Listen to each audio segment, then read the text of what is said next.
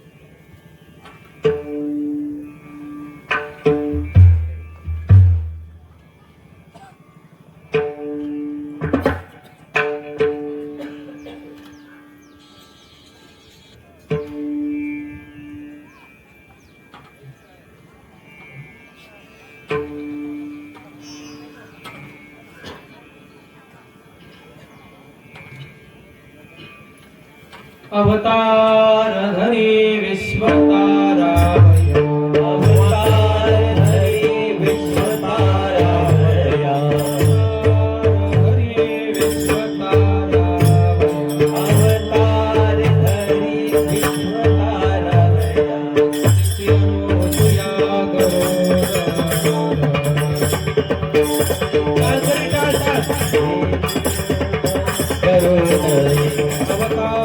धरी विश्वताराभय विश्वताराभय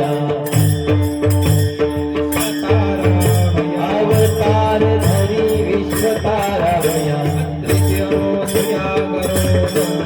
अत्रिची आलोकया करोध अत्रिची आलोकया करोध ऋतुकाळ हेमंत नक्षत्र रोहिणी ऋतुकाळ हेमंत नक्षत्र रोहिणी ऋतुकाळ हेमंत नक्षत्र रोहिणी ऋतुकाळ हेमंत नक्षत्र रोहिणी पक्ष दिनी पूर्ण दिसे शुक्लपक्ष दिनी पूर्ण तिथी शुक्लपक्ष दिनी पूर्ण तिथी तिथे पौर्णिमा मास मार्गशीर्ष तिथी पौर्णिमा मार्गशीर्ष तिथे पौर्णिमा मास मार्गशीर्ष तिथी पौर्णिमा मास मार्गशीर्ष ऋतुवासर उत्सव काळ ऋतुवासन उत्सव काळ ऋतुवासन उत्सव काळ ऋतुकाळ हेमंत नक्षत्र रोहिणी ऋतुकाळ हेमंत नक्षत्र रोहिणी ऋतुकाळ हेमंत नक्षत्र रोहिणी पक्षदिनी पूर्ण तिथे पक्षदिनी पूर्ण तिथी पक्षदिनी पूर्ण तिथी एका जनार्दनी पूर्ण अवतार एका जनार्दनी पूर्ण अवतार निराकार आकार दे निराकार आकार दे निर्गुण निराकार आकार दे एका जनार्दनी पूर्ण अवतार एका जनार्दनी पूर्ण अवतार निराकार आकार दे निराकार आकार दे निर्गुण निराकार आकार दे ऋतुकाळ हेमंत नक्षत्र रोहिणी ऋतुकाळ हेमंत नक्षत्र रोहिणी ऋतुकाळ हेमंत नक्षत्र रोहिणी पक्षदिनी पूर्ण तिथे पक्षदिनी पूर्णते गोपाल कुमारी हरि गोपाल कुमारी गोपाल कुमारी हरि गोपाल कुमारी गोपाल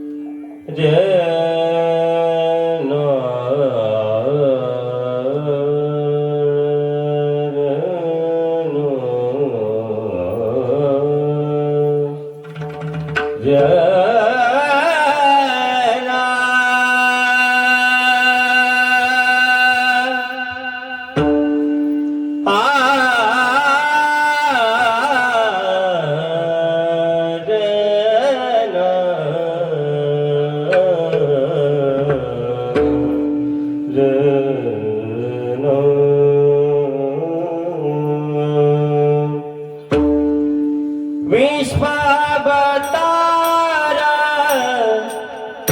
हरितारा बया अवतारा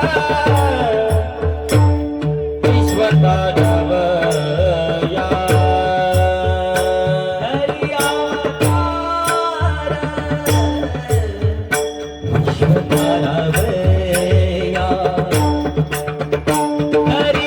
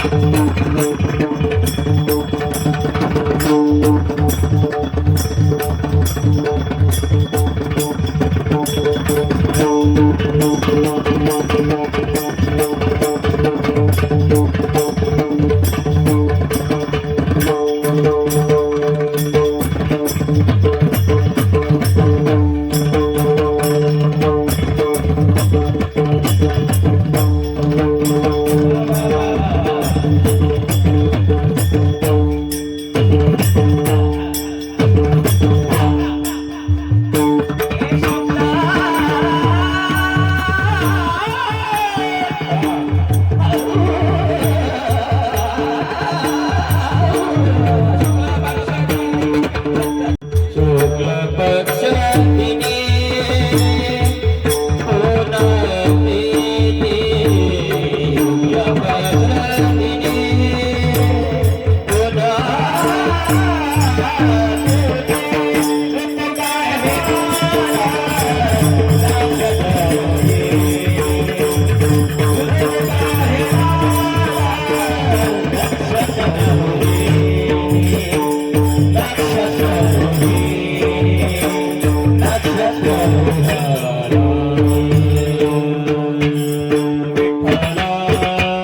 सर्वांनी हाताने टाळी वाजवून भजन करा.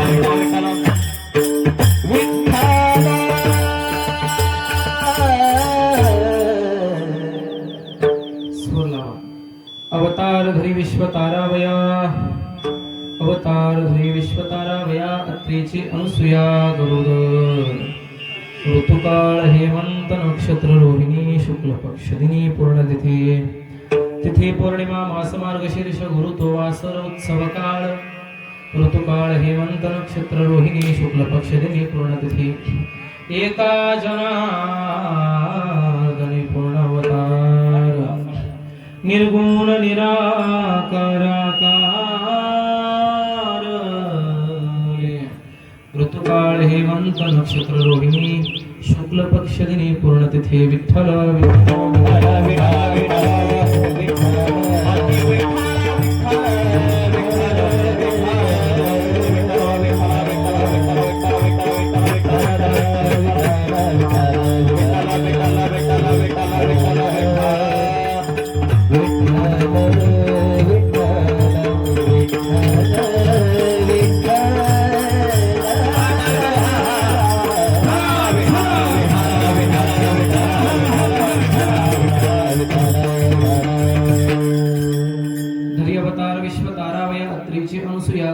ऋतुकाळ हेमंत नक्षत्र रोहिणी शुक्ल पक्ष दिनी पूर्णतिथी अनंत कोटी ब्रह्मांड नायक असंख्य गुणलेले परमानंद कंद सिंधुमूर्ती भक्त वांछा भक्त वांछित कल्पतरू भक्त वत्सल भक्त शरणागत वत्सल अकारण करुणा वरुणाले भगवान श्री पंढरीश परमात्म्याचे एक निस्सीम लढीवाळ भक्त शांतीब्रह्म पैठण निवासी नाथ महाराज यांचा 4 चरणाचा सुंदर अशा पद्धतीने दत्तप्रभूंच्या जन्माचं विशेष अशा पद्धतीने मीमांसा करणारा अभंग आज या ठिकाणी सेवेकरता घेतला आहे. विठ्ठल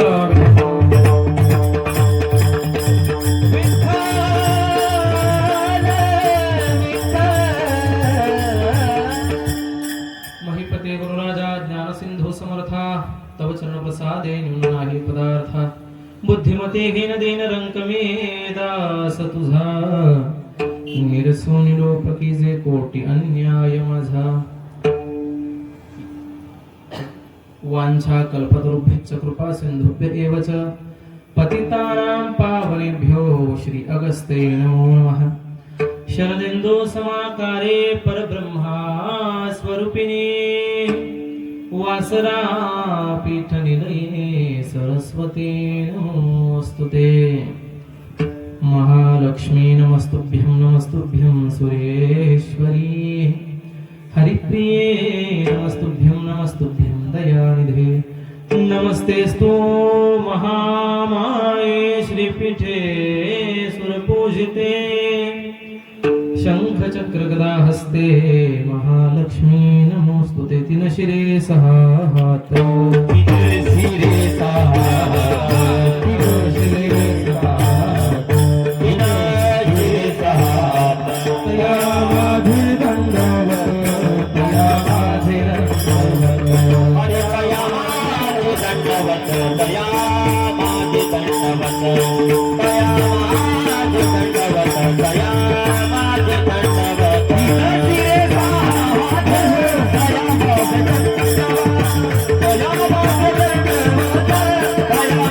दंडवत 3 शिरे 6 हात कया माझे दंडवत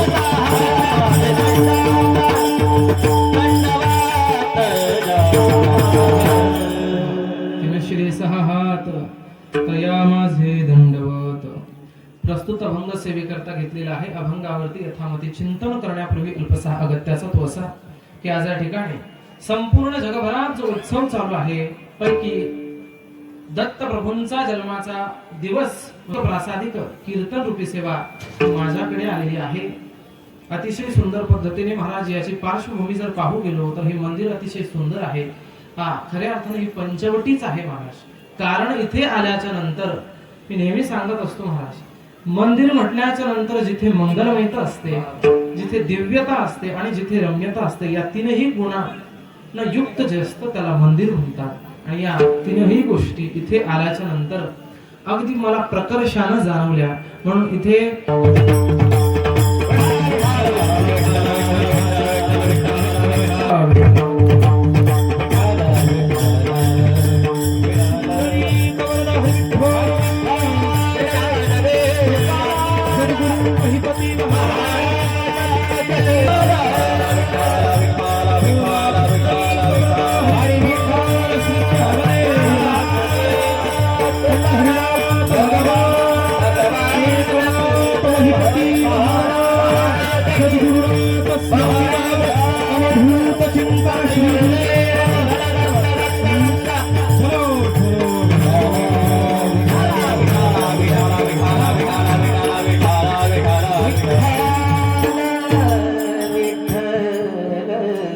अगदी आपल्याकडे थोडासाच वेळ राहिलेला आहे दत्तप्रभूंचा. म्हणून अगोदर दत्तप्रभूंच्या जन्माचा आपण थोडीशी कथा पाहू आणि नंतर अभंगाचा विस्तार करून चिंतन पाहूया. लक्षपूर्वक एकादरी अवतार विश्वतारावया अत्रेची अनुसूया गरोदर ज्या नाथ महाराजांचा अभंग या सेवेकरता घेतलाय त्यांचा अधिकार सामान्य नाही. साक्षात भगवंतानं त्यांच्याकडे 36 वर्ष कावडीने पाणी भरावं. कावडीने पाणी जागती चक्र पाणी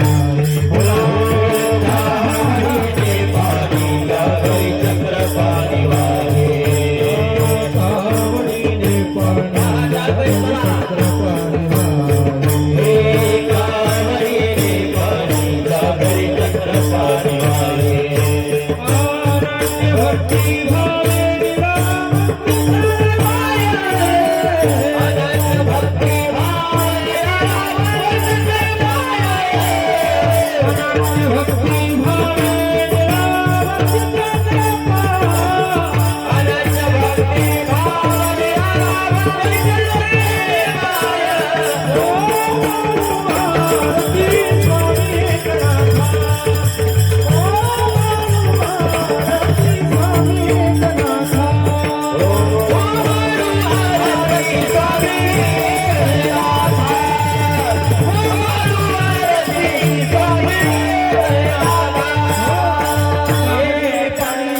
चक्र पाणी वाहे अनन्य भक्ती भावे निळा वंदी त्याचे पाय ओ वाळू आरती स्वामी एकनाथा तुमचे नाम घेता हरे भव भय चिंता 36 वर्ष दत्त प्रभूंनी सुद्धा ज्यांच्या घरी सोपदारकी करावी अशा पद्धतीचे नाथ महाराज. निरामने देव रावे गारी निरामने देव रावे गारी निरामने देव रावे गारी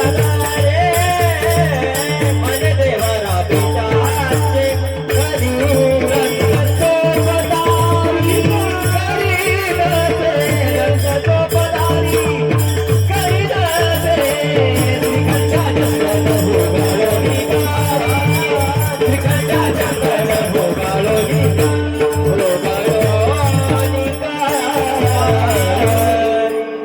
निळामणी देव राभेजाच्या घरी दत्त चोपदारी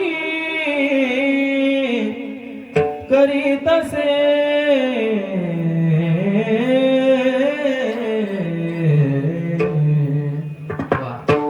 दत्त प्रभूने ज्यांच्या घरी चोपदारकी करावी असे नाथ महाराज त्यांचा अधिकार सामान्य नाही. त्या नाथ महाराजांचा अभंग सेवेकरता घेतलेला आहे आणि या अभंगाच्या माध्यमातून भगवंताच्या अवतार कार्याची महाराज मीमांसा प्रकट करतायत. विठ्ठल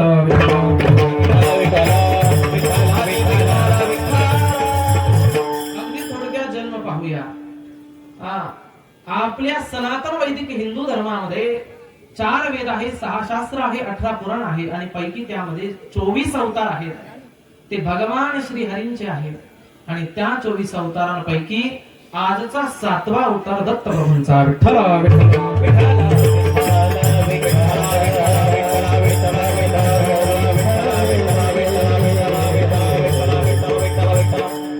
मूळ उद्देश अवताराचा जगत कल्याणाकरता भगवंताने हा अवतार धारण केलेला आहे. 24 अवतारांचा जर मीमांसा प्रकट पाहू गेलो, त्याचं अवलोकन केलं तर 24 अवतारामध्ये वामन अवतार आणि दत्त प्रभूंचा अवतार सोडून बाकीचे सगळे अवतार सांसारिक आहेत महाराज.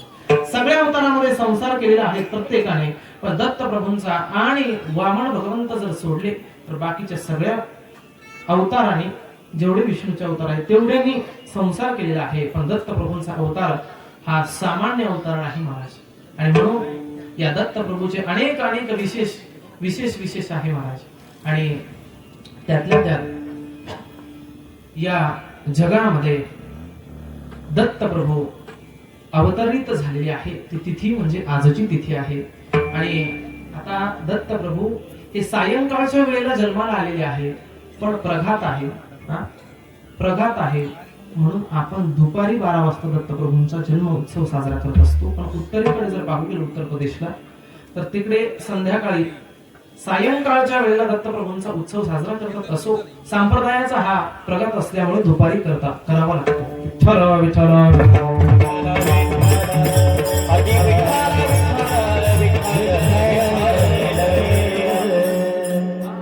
या अवताराचं जर चिंतन करू गेलो महाराज तर हा अवताराचं विशेष महत्व विशेषणा काय असेल तर हा अवतार मत्सर घालवणारा अवतार आहे महाराज.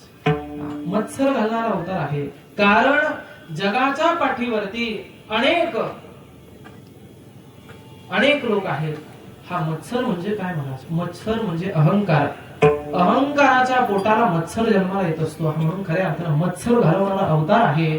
आणि म्हणून अहंकार नुसता मानवांनाच होतो यात नवल नाही. हा अहंकार हा मत्सर देवतांना सुद्धा निर्माण होतो आणि त्या देवतांचा मत्सर घालवण्याकरता आजचा अवतार असणाऱ्या दत्त प्रभू अत्रि ऋषींची जी पत्नी आहे अनुसूया त्या मातेला जन्माला यावं लागतं. विठ्ठल विठ्ठल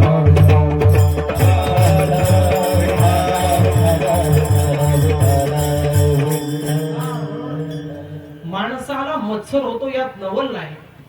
भगवंताला सुद्धा हा मत्सर निर्माण होतो. मानवाचा मत्सर कोणीही घालू शकतो महाराज, पण भगवंताचा मत्सर घालवण्याकरता अनुसूया मातेचा जन्म झालेला आहे. आणि आपल्याकडे अनेक व्रत आहे, व्रत वैकल्य आहे. शास्त्रामध्ये अनेक व्रतांचे नियम त्या ठिकाणी सांगितलेले आहे. पैकी त्याच्यामध्ये अनेक लोकांचं त्या ठिकाणी व्रत असतं. काहींचं नामाचं व्रत आहे. एकादशीचं व्रत सुद्धा आपण करतो महाराज. एकादशी सारखं व्रत, एखादं व्रत जर आपण केलं ना सज्जनांनो, तर त्या व्रताप्रती आपली निष्ठा एवढी पाहिजे, एवढी आपली निष्ठा पाहिजे त्या व्रताप्रती की संपूर्ण व्रताची शक्ती त्या आपल्या साधनेमध्ये, एकनिष्ठता त्या ठिकाणी साधनेमध्ये येत असते.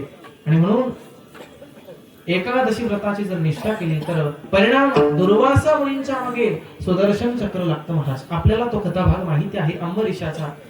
सुदर्शन नमस्तुभ्य सहस्राराच्युत प्रिय सर्वास्रघातीन विप्राय स्वस्ति भूय इडस्पते एवं भगवतादिष्टो दुर्वासाश्चक्रतापितः अंबरीशमपावृत्य तत्पादो दुःखितो गृहीत. भागवताच्या सप्तम स्कंधामध्ये अंबरीशाचं चरित्र आले आणि त्याच्यामध्ये शुकदेवजी गोड पद्धतीने श्लोकबद्ध वर्णन करतात की अंबरीशाच्या कारणास्तव चुकी झाली होती, पाळणं सोडायचं होतं आणि दुर्वासांना येण्याच्या अगोदरच त्यांनी पाळणं सोडलं. आणि म्हणून परिणाम जटा उपटली आणि कृत्या निर्माण झाली. ती कृत्या अंबरीशाच्या मागे धावू लागली आणि मग कोणीच वाचवलं नाही. शेवटी अंबरीश राजाला शरण जावं लागलं. त्यावेळेस हा महिमान कशाचा, तात्पर्य एवढंच आहे की तो एकादशीचा महिमान आहे. तदनंतर या टाळकऱ्यांचं सुद्धा व्रत असतं. जर बारकाव्यानं पाहू गेलो तर हे जे टाळकरी आहे, हे सर्व टाळकरी यांचं सुद्धा एक व्रतच असतं. ते जे भजन करत असतात महाराज, हा खूप मार्मिक भाव आहे, लक्षपूर्वक ऐका. आपण जो टाळ वाजवतो त्याचं सुद्धा व्रत आहे, पण तो एकनिष्ठतेनं जर आपण टाळ वाजवला तर त्या व्रताची शक्ती त्या टाळामध्ये समाविष्ट होते महाराज. आळंदीमध्ये माऊलींचा जो पालखी सोहळा आहे, तो पालखी सोहळा त्याचे निर्माते कोण आहे महाराज? हैबतीराव बाबा. हैबतीराव बाबांनी तो पालखी सोहळा सुरुवात केली. आणि तदनंतरचा जो दिंडी सोहळा आहे माऊलींचा, त्याची सुरुवात जगद्गुरु तुकोबारायांचे चिरंजीव आहे नारायण महाराज, नारायण बाबा. त्या नारायण बाबांनी हा पालखी सोहळा अर्थात दिंडी सोहळा त्याची सुरुवात करून दिली. पण महाराज पुढे ऐका, एक गंमत आहे. त्या दिंडी सोहळ्यामध्ये तो दिंडी सोहळा तर त्यांनी सुरुवात करून दिली, पण त्यांचा जो टाळ आहे तो तुकोबारायांचे जे काही वंशज आहेत, तुकोबारायांचे चिरंजीव होते ना महाराज हे नारायण महाराज, म्हणून तुकोबारायांच्या वंशजांकडे हा नारायण महाराजांचा टाळ अजून आहे महाराज. आणि तो त्याचा विशेष काय, एकादशीच्या दिवशी तो टाळ खुंटीला अटकलेला आहे. एकादशीच्या मध्यरात्री टाळ मनानं वाजतो. टाळ कसा वाजतो महाराज? मनानं वाजतो. टाळ वाजत नाही, त्या टाळातली शक्ती भजन करते. विठ्ठल विठ्ठल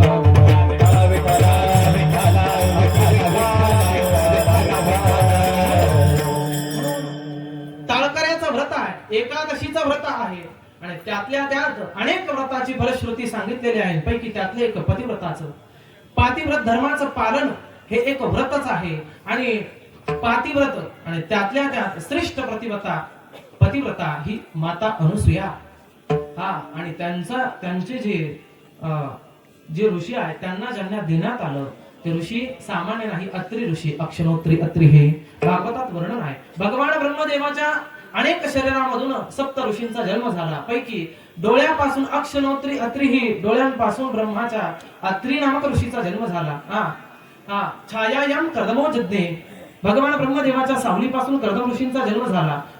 प्राणाम दृष्टोती वसिष्ठ ऋषींचा जन्म प्राणांपासून झाला. भृगुस्त्वची भृगु ऋषींचा जन्म त्वचेपासून झाला.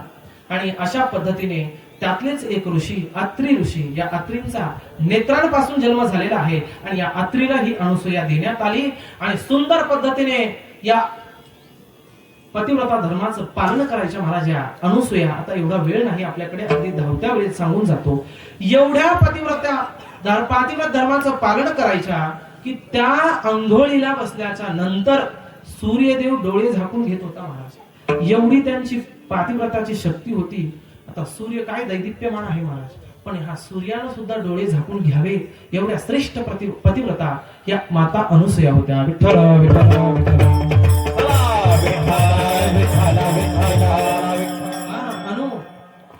म्हणजे नाही, असूया म्हणजे ज्यांच्या अंतःकरणामध्ये ईर्ष्या नाही, ज्यांच्या अंतःकरणात ईर्ष्याच नाही महाराज, आणि मत्सर नाही, यांना अनसूया.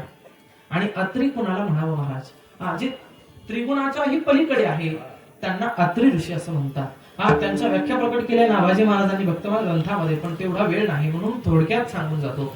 आणि म्हणून या अत्री ऋषीने आणि अनुसूये मातेने अतिशय सुंदर अशा पद्धतीने त्यांचं पतिव्रता धर्माचं पालन करायचं आणि सुंदर राहायचं महाराज. आता पतिव्रता धर्माचे काहीसे प्रोटोकॉल, इंग्लिश मध्ये आपण ज्याला प्रोटोकॉल म्हणतो, छोट्यातल्या छोट्या गोष्टी त्या शिव महापुराणामध्ये पार्वती खंड नामक प्रकरणामध्ये आलेले आहे की पतिव्रता महिलेचं जीवन कसं असावं, त्या पतिव्रतेनं कसं राहावं की त्याचं वर्णन आलेलं आहे.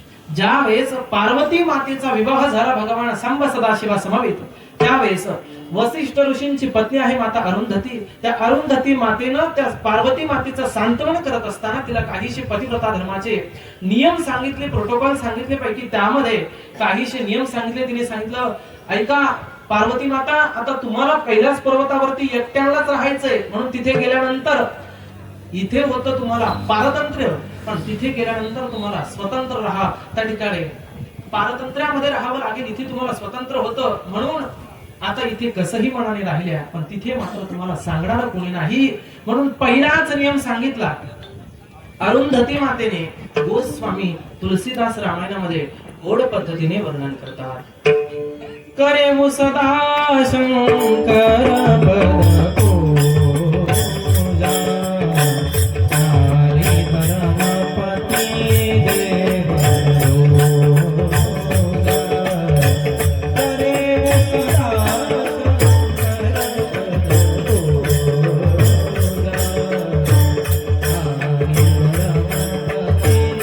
रोजा.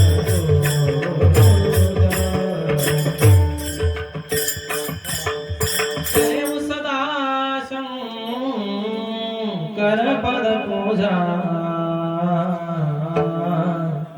नारी धर्मपती देव दूजा. पतिव्रता महिलेचा, पतिव्रतेचा सर्वात पहिला नियम आहे, तिने आपल्या पतीलाच परमेश्वर मानून तिची सेवा करणं, हा तुझा पहिला नियम आहे. म्हणून करे वसदा शंकर पद पूजा, नारी धर्मपती देवण तुझा. आणि म्हणून नारीचा पहिला धर्म कोणता असेल पतिव्रतेचा, तर तिचा पहिला धर्म पतीलाच परमेश्वर मानून त्याची अगोदर पूजा करणं.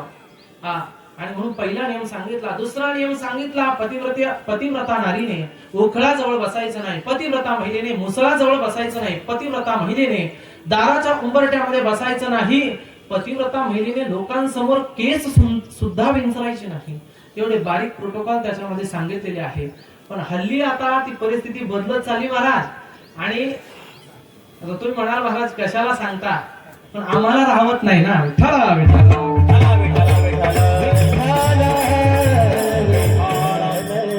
बोलायलाच नको. पण अनुसूया, माता अनुसूया यांचं एवढ्या मोठ्या श्रेष्ठ पतिव्रता होत्या की सूर्यानं आंघोळ करत असताना आपले डोळे बंद करून घ्यावे, एवढ्या श्रेष्ठ पतिव्रता.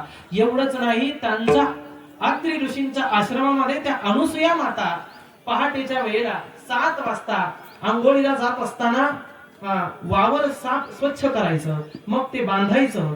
7-8च्या दरम्यान त्याच्यात पाणी सोडायचं, साळी लावायच्या भाताच्या. 9-10 नंतर त्या साळी लहानच्या मोठ्या व्हायच्या. 11 वाजता त्या साळी डोलायला लागायच्या महाराज, डुलायला लागायच्या. आणि त्या 11-12 वाजता त्या साळी डुलायला लागायच्या.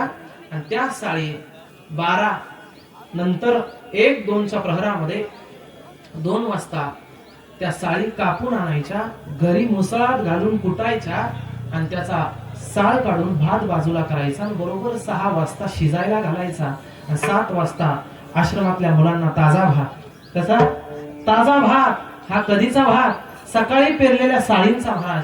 एवढं श्रेष्ठत्व होतं त्यांच्याकडे की सकाळी साळी पेरायची आणि संध्याकाळी त्यांच्या आश्रमामध्ये काही मुलं असायचे शिकायला, त्यांना संपूर्ण भात ताजा असायचा महाराज. एवढ्या श्रेष्ठ पतिव्रता. आणि नारदांनी हे पाहिलं आणि नारदांना वाटलं, अरे जगामध्ये आमच्या ज्या देवांच्या पत्नी आहे, विष्णूची पत्नी सत्य लोकांमध्ये ब्रह्माची पत्नी आहे सावित्री, विष्णूची पत्नी आई लक्ष्मी आणि शिवलोकामध्ये शिवजींची पत्नी पार्वती माता, या तिघींना सुद्धा स्वतः अभिमान झालेला आहे, मत्सर झालेला आहे, अहंकार झालेला आहे. आणि आता आपल्याला तोडगा मिळाला म्हणून नारद मुनी वैकुंठ लोकामध्ये गेले. वैकुंठ लोकात गेल्याच्या नंतर भगवान श्री हरी त्या ठिकाणी बसलेले होते. शेषशय्येच्या शुक्तीच्या आसनावरती पहुडलेल्या शेषशय्येवरती. आणि मग विचारलं, माता कुठे आहे? नारदजी, काय काम काढलं? नाही म्हणे, तुमच्याकडे काम नाही, आज माता आमच्या लक्ष्मी मातेकडे काम आहे. बरं ठीक आहे, लक्ष्मीकडे काम आहे, आज गेली स्वयंपाकघरात, मला भूक लागली, वाढायला द्या. लक्ष्मी माता म्हणे ठीक आहे, वाढलं महाराज. नारद मुनी आज काय का बरं येणं केलं? का मी येऊ नाही का? जेवता जेवता सांगितलं महाराज, आता तुम्ही आजी माझी सगळ्या संपलं म्हणे. तुम्हाला स्वतःला वाटतंय की आम्ही जगात पतिव्रता आहे, कारण विष्णू पालन करणारी देवता आहे जगाची. भगवान ब्रह्मा हे उत्पत्ती करणारी देवता आहे आणि भगवान शिवजी हा संहाराची देवता आहे. आणि त्यांच्या पत्न्यांना असं वाटलं की सगळी सृष्टी आमच्या पतींमुळेच निर्माण झाली. आणि हाच अहंकार त्यांच्या अंतःकरणामध्ये वाढीला लागला. आणि याचा परिणाम असा झाला की सांगितलं नारद महर्षींनी की तुमच्यापेक्षा श्रेष्ठ पतिव्रता मृत्यू लोकामध्ये जन्माला आलेली आहे. अरे सकाळी साळ पेरते आणि संध्याकाळी पोरांना लेकरांना भात खाऊ घालते, एवढी श्रेष्ठ पतिव्रता. आणि मग महाराज सुरुवातीला वाढणं चांगलं चालू होतं, पण खातं बिघडल्यावरती कसं कुत्र्याला टाकल्यासारखं फेकायचं. कुत्र्याला फेकलं महाराज, कुत्र्याला जसं आपण टाकतो तसं फेकायला सुरुवात केली.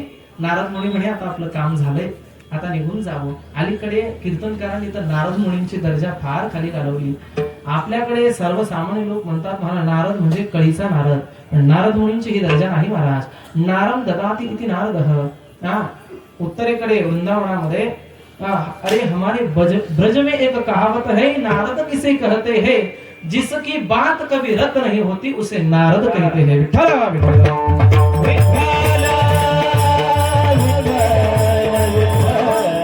नारदांचा अधिकार सामान्य नाही. नारदांचा जर अधिकार पाहायचा असेल तर नारदांचं भक्तिसूत्र वाचा. अथा तो भक्ती व्याख्या समह सात्वस्मिन् परम प्रेम रूपा अमृत स्वरूपाच यल्लब्ध्वा पुमान् सिद्धो भवति अमृतो भवति तृप्तो भवति. कथादिश्विति गर्गः पूजादिश्वानुराग इति पाराशर्यः आत्मरत्य विरोधेनेति शाण्डिल्यः. नारदस्तु तदर्पिताखिलाचारिता तद्विस्मरणे परम व्याकुलतेति. विठ्ठल विठ्ठल. 84 सूत्र लिहिले नारद महर्षींनी, पैकी त्याच्यातले मी 7 ते 8च सूत्र सांगितले आपल्याला. नारदांचं सूत्र वाचल्याशिवाय आपल्याला त्यांचा अधिकार कळणार नाही महाराज, म्हणून असं बोलू नये. आणि म्हणून त्या नारद महर्षींनी लक्ष्मी मातेला जाऊन सांगितलं, भडकून दिलं महाराज, अरे ती पतिव्रता आहे, तुम्ही आता संपताल म्हणे, तुमचं काही नाव राहायचं नाही या सृष्टीमध्ये, ती खरी पतिव्रता आहे. तदनंतर शिवलोकावरती गेले, पार्वती मातेला सुद्धा तेच सांगितलं, आता तुमचं काम भागलं, संपलं तुमचं काम. अरे तुमच्यापेक्षा श्रेष्ठ पतिव्रता ही भक्ती लोकांमध्ये जन्माला आली, नाव अनुसूया.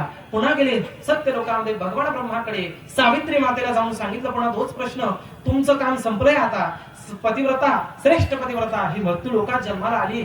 आणि मग तिघींनी काय केलं महाराज, आपल्या पतींना सांगितलं, भगवान ब्रह्मा विष्णू आणि महेश यांना सांगितलं, जा आणि आमच्यापेक्षा कोणती श्रेष्ठ पतिव्रता आहे, जा आणि तिचं सत्व घेऊन या. असं म्हटल्याच्या नंतर आता महाराज जेवढा अहंकार वाढतो तेवढा मत्सर जागा होतो महाराज. हा नियम आहे. जेवढा अहंकार वाढतो तेवढा मत्सर निर्माण होतो. आणि म्हणून तो अहंकार मत्सर आपल्याला सांगायच्या या गोष्टी नाही, आपल्याला सगळ्यांना माहिती आहे. एखाद्याचं चांगलं होत असेल तर त्याला खाली कसं तो येईल हे लोक पाहतात महाराज आजकाल. म्हणून हा मत्सर जसा अहंकार वाढतो तसा मत्सर वाढीस येऊ लागतो. आणि म्हणून यांचा मत्सर वाढूच लागला. आणि मग सांगितलं, जा आम्ही तुमच्या सोबत बोलणार नाही. भगवंतानं सांगितलं, अरे ती जरी पतिव्रता असेल तरी सुद्धा ती मर्त्य मानवाची पत्नी आहे आणि तुम्ही देवपत्नी आहेत, हे लक्षात घ्या. असं म्हटल्याच्या नंतर अजून राग आला. सांगितलं, ती कधीही कनिष्ठच राहणार आहे, तुम्ही कधीही ज्येष्ठच राहणार आहे, पण नाही, जा आणि तिचं सत्व घेऊन या. भगवान ब्रह्मा विष्णू महेश निघाले आणि गंगेच्या तीरावरती निघाले. आणि तीनही देवतांनी ब्राह्मणांचे रूप धारण केले. ब्राह्मणांचे रूप धारण केल्यानंतर भगवान शिवजीच्या हातामध्ये एक झोळी आहे, त्या झोळीमध्ये गंगेतून महाराज काहीशा गारगोट्या घेतल्या. कुणी घेतल्या? भगवान शिवजीने. काय घेतल्या महिला मंडळ? समजतंय ना कथा? कथा लक्षात येते ना आपल्या? भगवान शिवजीने गारगोट्या घेतल्या आणि आपल्या झोळीमध्ये ठेवल्या आणि निघाले. आले दुपारची 2 वाजता दुसऱ्या प्रहरेला बरोबर अत्रि ऋषींच्या आश्रमामध्ये येऊन उभा राहिले. भगवती भिक्षाम देही आणि भगवती भिक्षाम देही असं म्हटल्याच्या नंतर अनुसूया माता आपलं काही सांगितलेलं काम पूर्ण करत होत्या आणि भगवान कुणीतरी 3 यती आपल्या दारामध्ये आलेली आहे म्हणून त्यांचं आदरातिथ्य करावं म्हणून अनुसूया मातेला असं वाटलं की अरे हे 3 भिक्षा घेण्याकरता आपल्याकडे आलेले आहेत, यती आहेत, ब्राह्मण दिसत आहेत आणि दुसऱ्या दुपारची प्रहर होती आणि मग सांगितलं तशी जाऊ नका, पाणी प्या, कमीत कमी जेवण तरी करून जा. ठीक आहे, आम्ही आलोय, नुसतं पाणी पिण्याकरता आलो नाही अनुसूया, आम्ही इच्छा भोजन मागण्याकरता तुझ्याकडे आलोय. हा, आणि म्हणून अनुसूया मातेनं ते मान्य केलं. हो ठीक आहे महाराज. त्यांना काय माहिती होतं पुढे काय होणार आहे ते अनुसूया मातेला. आणि मग अनुसूया मातेला सांगितलं. आणि काय असतं सज्जनांनो, अतिथी आपल्या दारातून विन्मुख जाता कामा नये. एकदा की अतिथी आपल्या दारातून विन्मुख गेला तर तुकोबराय म्हणतात, विन्मुख गेली अतिथी नेई सकल सुकृताची संपत्ती. विठ्ठल विठ्ठल.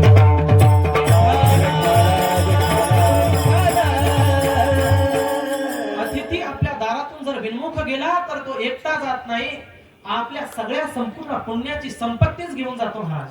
म्हणून अतिथीला आपल्याकडे त्या तैत्तरीय उपनिषदामध्ये वर्णन आहे. अतिथी देवो भवः, मातृदेवो भवः, पितृदेवो भवः, आचार्य देवो भवः. अशा पद्धतीने पैकी त्यातला एक अतिथी देवो भवः. अतिथी हा देव समान आहे आणि आज या ठिकाणी अनुसूयाच्या दारामध्ये देवच आले. लक्षात आलं नाही पण महाराज सांगितलं इच्छा भोजन पाहिजे असं म्हटल्याच्या नंतर काही तुला करायची गरज नाही. माझ्या जोडीमध्ये मी जे काही गारगोट्या आणल्या, या गारगोट्या घे आणि आम्हाला शिजून दे. तर गारगोट्या कशा काय महाराज शिजत असतात मला सांगा बरं. गारगोट्या कशा शिजणार महाराज?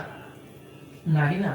पण अनुसूयेची ती खऱ्या अर्थानं परीक्षा होती आणि त्या परीक्षेमध्ये तिला पास व्हायचं होतं महाराज. आणि म्हणून भगवंतानं सांगितलं अनुसूया, शिवजीने त्या जोडीतल्या गारगोट्या काढून ताब्यात दिल्या, या शिजून आणायच्या, आम्हाला याचा भात करून आणायचा. धर्म संकटात पडल्या महाराज आणि खूप मोठ्या पतिव्रता होत्या. धर्म संकटात पडल्या, आता करायचं काय? म्हणून माता अनुसूया ही सूर्याची उपासक होत्या आणि सूर्यदेवाला विनंती केली की हे भगवान सूर्या, माझ्यावरती आता खूप मोठं धर्म संकट आलंय आणि आता या धर्म संकटातून तुम्हालाच माझी मदत करावी लागेल. 12 वर्ष, तब्बल 12 वर्ष अनुसूया मातेने सूर्याची उपासना केलेली होती आणि म्हणून सूर्यदेवाला असं वाटलं आता सूर्यदेवाला काय महाराज काय कमी असणार तिथे? हा, सूर्यदेवाला काय कमी असणार? सूर्यदेवानं आपलं टेम्परेचर वाढवलं महाराज. जसं टेम्परेचर वाढवलं त्याच पद्धतीने गारगोट्या होत्या महाराज, त्याचा शिजून भात झाला महाराज. कशाचा? गारगोट्याचा शिजून भात झाला आणि त्याच गारगोट्याचा भात शिवजींच्या समोर आणून वाढला. शिवजींच्या समोर आणून वाढल्यानंतर भगवान आता शिवजी अंतर्यामी होते. ऐक म्हणे अनुसूया, आम्ही दुसऱ्याची नजर पडलेलं खात नाही, अर्थात आम्ही उच्चिष्ट खात नाही. मग ती म्हणे अरे यांना कसं कळालं? सूर्याच्या तेजानं तप्त होऊन आलेलं हे भोजन आहे आणि म्हणून आम्ही दुसऱ्याचं उष्ट खात नाही. जा, आम्हाला दुसरं भोजन करून आण. पण आता अट घातलेली होती, दुसरी अट घातली. पहिली तर त्याच्यातून पहिली जमली, दुसरी काय अट घातली? दुसरी अट घातली, जा म्हणे या साळी घ्या. आता या तांदळाच्या साळी घ्यायच्या, याला मुसळही लावायचं नाही, याला मुसळही लावायचं नाही, याला उखळही लावायचं नाही. मुसळ आणि उखळ या दोन्हींचा वापर न करता तांदूळ काढायचे आणि त्याचा भात शिजून आणून आम्हाला घालायचा. असं कोण म्हटलं? शिवजी बोलले. ठीक आहे, आता साधूचा निसर्ग हा मित्र असतो. साधूचा निसर्ग हा मित्र असतो. सज्जनांनो, साधूची परीक्षा घेऊच नाही. खऱ्या अर्थानं साधू हा परीक्षेचा विषय नाही तर तो प्रतीक्षेचा विषय आहे. विठ्ठल विठ्ठल.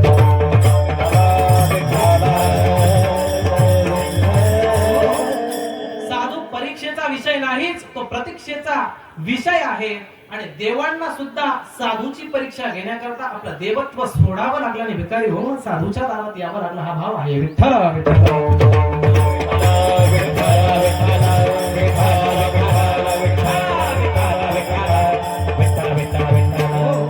महाराज ह्या प्रोटोकॉल पद्धतीने या गोष्टी लक्षात घेतल्या पाहिजे. आपल्या खाली आसन नव्हतं बघायचं म्हणजे बरं असू द्या आता. विठ्ठल विठ्ठल हो, संप्रदायाचे काहीच नियम आहे. कितीही वेळ झाला जरी असेल तरी सुद्धा पखवाद सुद्धा उघडा ठेवून वाजू नये, कारण साक्षात भगवंताचं स्वरूप आहे पखवाद महाराज. हा विनेकरी म्हणजे सामान्य नाही, साक्षात नारद मुनी आहे. मगाशी सांगितलं नारद मुनींचा अधिकार श्रेष्ठ नाही, पण खाली कमीत कमी आसन असावं महाराज. हा म्हणून असो. विठ्ठल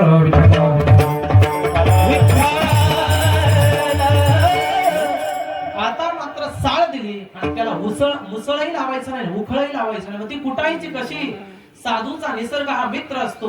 60,000 चिमण्यांना या अनुसूयेनं बोलावलं, आमंत्रित केलं आणि त्या चिमण्यांच्या माध्यमातून संपूर्ण साळ सोडून घेतली. आता उखळही लावलं नाही, मुसळही लावलं नाही आणि मग त्यातली भात काढला आणि शिजून शिवजींच्या समोर आणून मांडला. शिवजी आता भात खा. शिवजी अंतर्यामी पुन्हा लक्षात आलं, ऐक अनुसूया, आम्ही सांगितलं होतं आम्ही उष्ट कोणाचं खात नाही. अनुसूयेला वाटलं अरे आता तर उष्ट झालं नाही, आता तर उष्ट केलंच नाही. 60,000 चिमण्यांपैकी एखाद्या चिमणीनं तर दाना घेऊन गेली नसेल. सगळ्या 60,000 चिमण्यांना बोलावलं आणि प्रत्येक चिमणीला सांगितलं उष्ट झाले म्हणतात शिवजी, काय भानगड आहे? सगळ्या 60,000 चिमण्यांची झडती घेतली आणि एका लेकरूवाळी चिमणीच्या पंखाखाली एक तांदळाचा दाना अडकलेला होता. त्याच क्षणी अनुसूया मातेला राग आला आणि अनुसूया मातेने त्या चिमणी नामक पक्षीला, जो पक्षी आहे चिमणी, त्याला शाप दिला. जा मी तुला शाप देते, ही चुकी केली तुम्ही. हा तांदूळ, माझी एक तर परीक्षा चालू होती आणि त्यात तुम्ही दुसरं विघ्न घातलं, तांदूळ लपून ठेवला, म्हणून मी शाप देतो, शाप देते की तुम्हाला चालताच येणार नाही. विठ्ठल विठ्ठल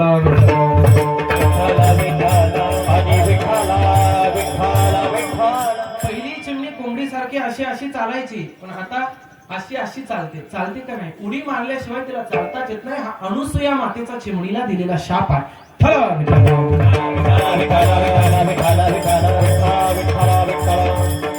कशी चालायची? सरळ चालायची, पण नंतर टुनुक टुनुक उड्या मारत जी चिमणी चालते तो शाप अनुसूया मातेचा आहे. हे प्रोटोकॉल पद्धतीने हे चिंतन आलंय अध्ययनामध्ये. म्हणून मी आपल्याला सांगतो आहे, काहीतरी नवीन सांगण्याचा भाव हा माझ्या अंतःकरणात इथे आल्यानंतर आला, म्हणून मी आपल्याला सांगतो आहे. आणि म्हणून झालं तेही झालं आणि पुन्हा आता सांगितलं की आता हट्टच केला भगवंतानं, तीनही देवतांनी हट्ट केला, आता मात्र आम्हाला इच्छा भोजन पाहिजे. काही काय म्हणतात, याला अग्नीही लावायचा नाही आणि याला पाणीही लावायचं नाही. न अग्नी, लक्षात घ्या, आपल्या संप्रदायानं नग्न म्हणजे काय? नग्न म्हणजे काय? निर्वस्त्र. पण आपल्या संप्रदायानं काय अर्थ केलाय? अग्नी न लावता, पाणी पण न लावता आम्हाला शिजून आणा. संप्रदायानं अर्थ केलाय न अग्न म्हणजे निर्वस्त्र. विठ्ठल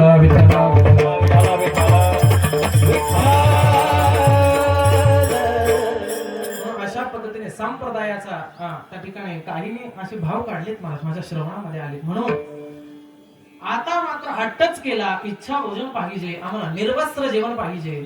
आणि लक्षात आलं, एवढ्या मोठ्या या साधूंच्या पुढे आपण कसं निर्वस्त्र व्हायचं? एक तर पतिव्रता धर्माचं पालन करत असताना त्यातले प्रोटोकॉल असे आहेत की नुसतं परपुरुषानं जर पतिव्रता स्त्रीला स्पर्श केला तर तिचं पातिव्रत्य भंग होण्याची शक्यता आहे महाराज. एवढंच नाही, पुढे सुद्धा सांगितलं, पतिव्रता नारीने आपल्या पदरापासून साडी फाडू नये. पण आधुनिकता आहे आपल्याकडे, ती आली. आता पदर फाडल्याशिवाय साडीच नाही महाराज. विठ्ठल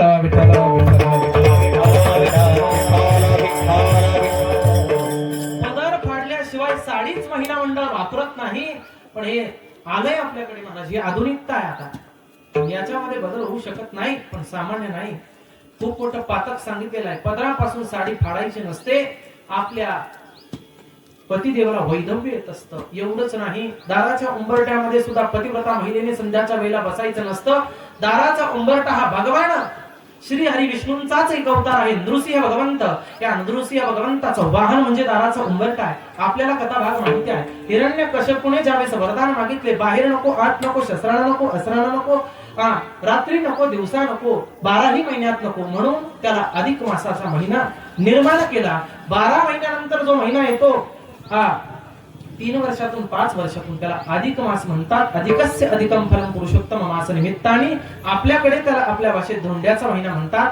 म्हणून या महिन्यामध्ये आता हा 12 महिन्यातला 12ही महिने नाही म्हणून अधिक मास निर्माण केला.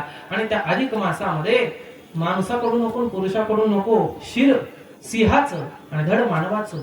हा शस्त्राकडून नको अस्त्राकडून नको. हाताची नख शस्त्रही नाही आणि अस्त्रही नाही ना महाराज.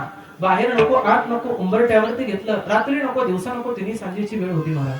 सगळं त्याच्या विरुद्धच वागले हिरण्यकश्यप भगवंत. आणि दाराच्या उंबरट्यामध्ये बरोबर घेतला. खालीही नको वरही नको. जसा उजवा पाय उचलला त्याच्यावरती त्याला लपेटलं टाकलं त्याच पद्धतीने त्याला फाडलं. त्याचा मृत्यू झाला. पण भाव एकच आहे की ज्या ठिकाणी नृसिंह भगवंत बसले तो दाराचा उंबरटा म्हणजे त्याच क्षणी दाराचा उंबरटा हे त्या नृसिंह भगवंताचं वाहन झालं. आणि तेव्हापासून ते वाहन असल्या कारणामुळे पतिव्रता श्रेणी दाराच्या उंबरट्यामध्ये बसू नये. पण त्या उंबरट्याला पतिव्रता नारीने दिवा लावल्याशिवाय राहू नये. विठ्ठल विठ्ठल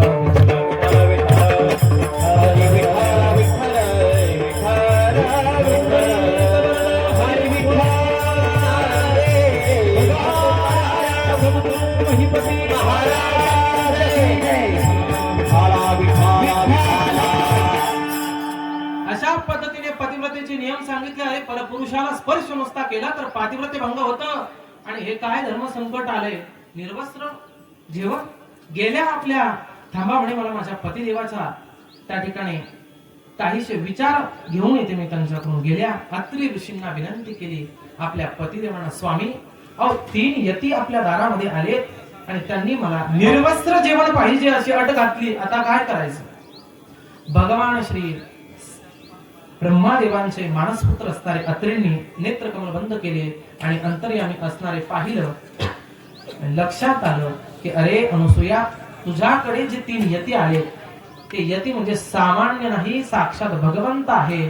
ज्या भगवंताच्या माध्यमातून ही सृष्टी निर्माण झाली तो बापच आपल्या दारामध्ये आलेला आहे.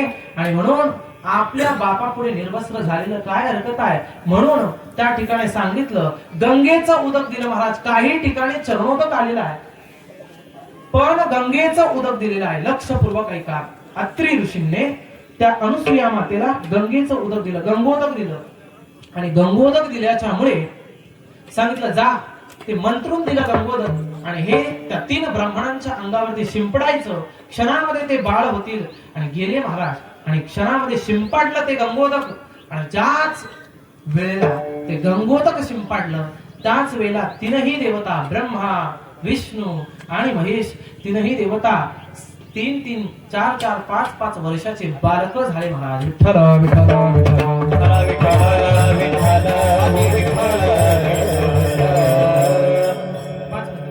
आणि म्हणून अशा पद्धतीने ते बालक झालेत. आणि बालक झाल्याच्या नंतर दत्त प्रभूंचा तिथे प्रादुर्भाव झाला. पण अत्रि ऋषींची जी पत्नी होती माता अनुसूया या अनुसूया मातेने सगळ्यांना फुलं वाटत जागेवरती सर्वांनी बसा आपल्याला प्रभूंचा जन्म साजरा करायचा आहे. अजून दत्त प्रभू जन्माला आलेलेच नाही. 3 देव जन्माला आले. पुढे ऐका कथा मी मार्मिकतेने सांगतोय. लक्षपूर्वक ऐका. दत्त प्रभूने त्या ठिकाणी वृक्ष नामक पर्वतावरती अत्रि ऋषीने आणि अनुसूया मातेने तपश्चर्या केली.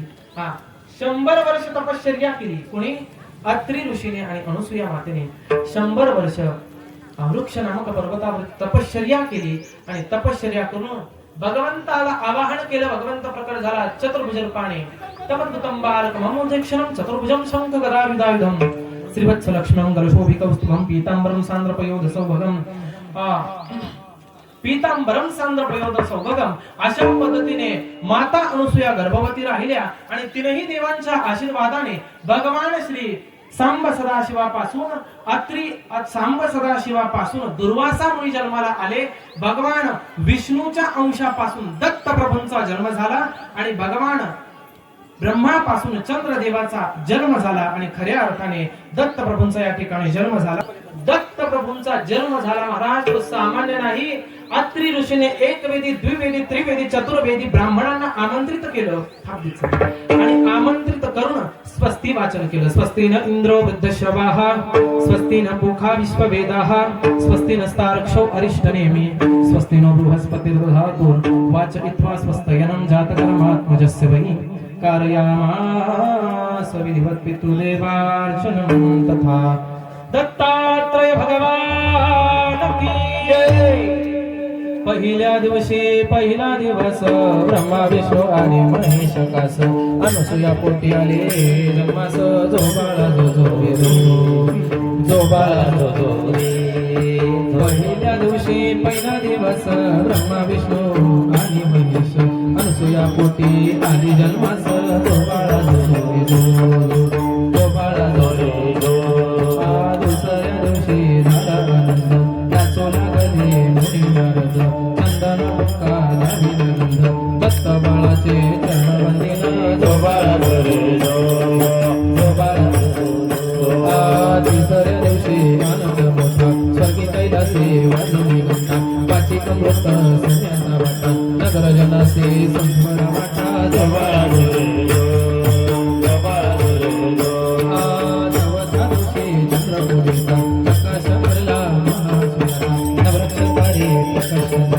जसा झोपतो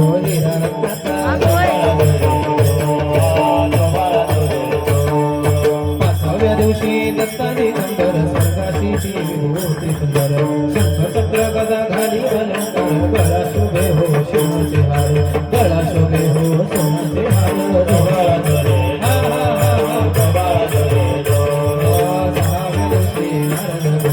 अत्री ऋषीचे वाक्य उजाले गुरुदत्त हो जन्मास आले पांचा अमृत तिथे वाटले जो बाळा सातव्या दिवशी इंद्रावन केली नारळ चाफाचं वन नाच मांडला मोर चाल जो बाळा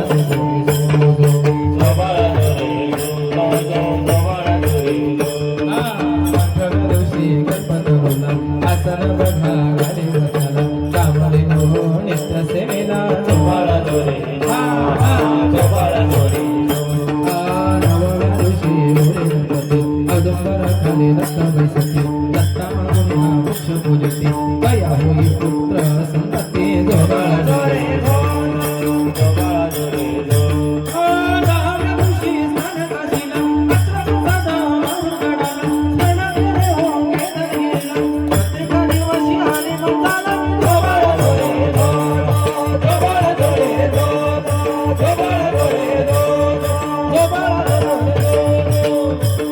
हरि विठ्ठल श्री ज्ञानदेव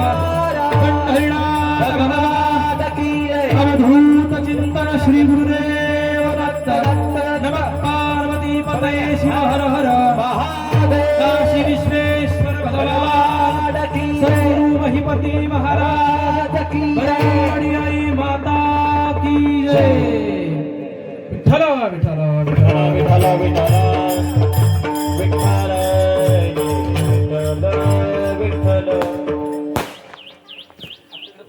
सर्वांनी इकडे तोंड करा. आहे तसंच बसलेले आहे तसंच माझ्याकडे तोंड करा. अजून सेवा करायची आपल्याला. खाली सर्वांनी बसून राहा. सर्वांनी खाली बसून राहा. कीर्तन संपलेलं नाही. सर्वांना विनंती आहे जे उठले त्यांच्या करता एकदा टाळ्या वाजवा. वा खालीच बसून राहा. विठ्ठल विठ्ठल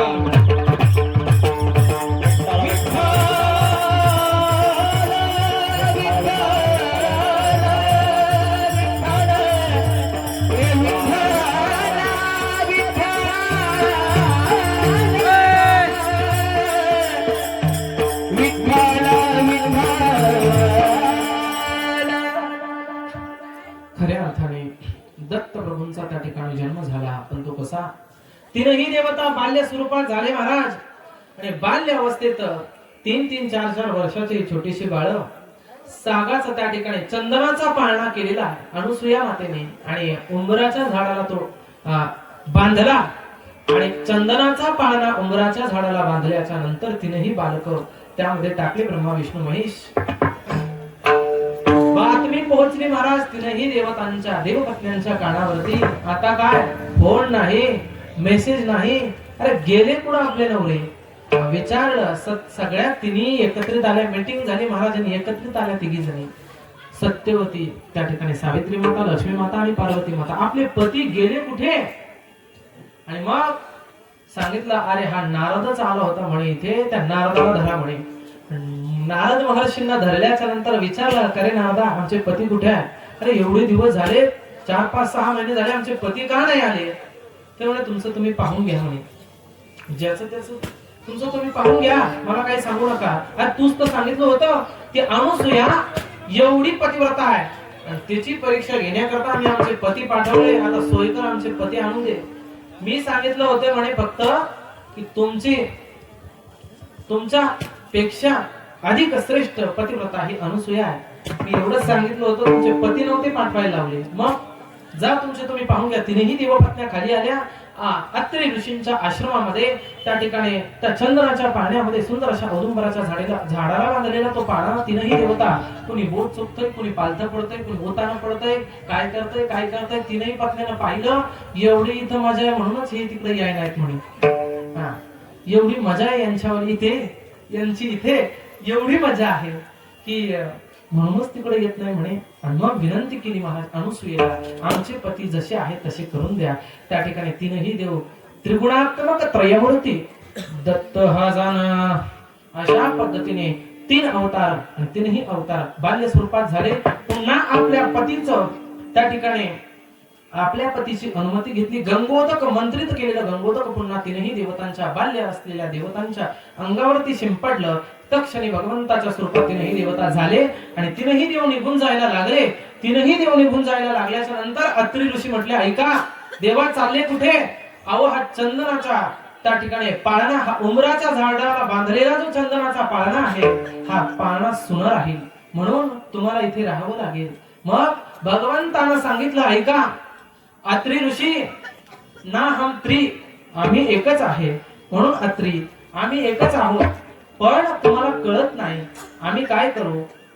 पुन्हा आणि मग त्या ठिकाणी वृक्ष नावाच्या पर्वतावरती 100 वर्ष अत्रि आणि अनुसूयेने कठोर तप केलं आणि त्याचाच परिणाम तपे विन दैवत दिदल्या विन प्राप्त गुंजे विन हित कोण सांगे. माऊली ज्ञानोबा सांगतात आपली वेळ झालेली आहे आणि म्हणून प्रमाण काय घ्यायचीच नाही आता. पण माऊली ज्ञानोबा म्हणतात तपे विन दैवत आले, तप केल्याशिवाय भगवंत कसा म्हणून तप केलं महाराज. आणि मग गर्भवती राहिल्या. कोण गर्भवती राहिल्या अनुसूया माता. आणि सुंदर अशा पद्धतीने 9 महिने 9 दिवस झाले, प्रसूतीही झाल्या महाराज. म्हणून अभंगाच्या पहिल्या चरणामध्ये काय घेऊ नका शरण, म्हणून पहिल्या चरणामध्ये अवतार धरे विश्वतारावया अत्रीची अनुसूया गरोदर विठ्ठल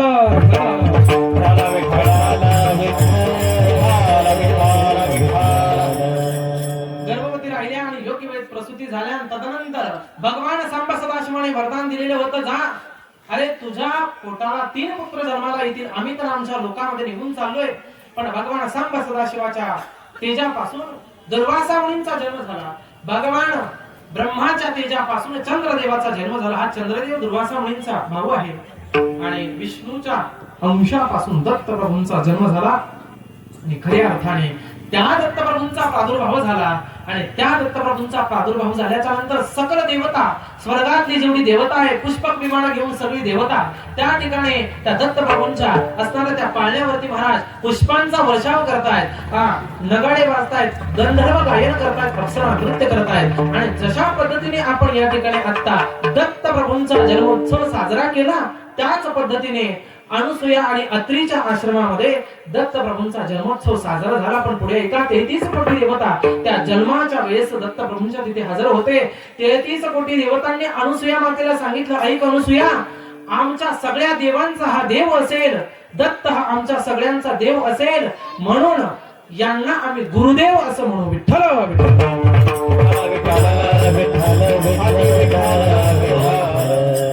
दत्तप्रभूंच्या अगोदर आपण काय म्हणतो दत्तप्रभूंना गुरुदेव दत्त. हा गुरु हा देवांचा असतो, देवांचा हा आमचा गुरु राहील, म्हणून गुरुदेव दत्त हे नावाविधान त्या ठिकाणी 33 कोटी देवतांनी सांगितलं. दत्तप्रभूंना त्या ठिकाणी नावाविधान प्राप्त झालं. अशा पद्धतीने या दत्तप्रभूंचा प्रादुर्भाव आणि त्या प्रादुर्भावाची मीमांसा या अभंगामध्ये करत असताना अभंगाच्या पहिल्या चरणामध्ये सांगितलंय अवतार धरे विश्वतारावया अत्रीची अनुसूया गुरुदर. विश्वाला तारण्याकरता दत्तप्रभूने अवतार धारण केला. आणि प्रमुख कारण काय असेल तर जगत कल्याणाकरता दत्तप्रभूने अवतार धारण केला आणि म्हणून तो अवतार धारण केल्याच्या नंतर ती तिथी कोणती? तिथी पौर्णिमा, मास मार्गशीर्ष ऋतुवासर उत्सव काळ. तिथी होती पौर्णिमा, जी आजचीच तिथी पौर्णिमा नामक तिथी होती. तिथी पौर्णिमा, मास मार्गशीर्ष, महिना कोणता होता? मार्गशीर्ष. आणि गुरु तो वासर उत्सव काळ आणि वार होता गुरुवार. आणि योगायोगाने आज सुद्धा वार कोणता? गुरुवारच. म्हणून हा सगळा दुग्ध शर्कराच एकत्रित योग आलाय महाराज. विठ्ठल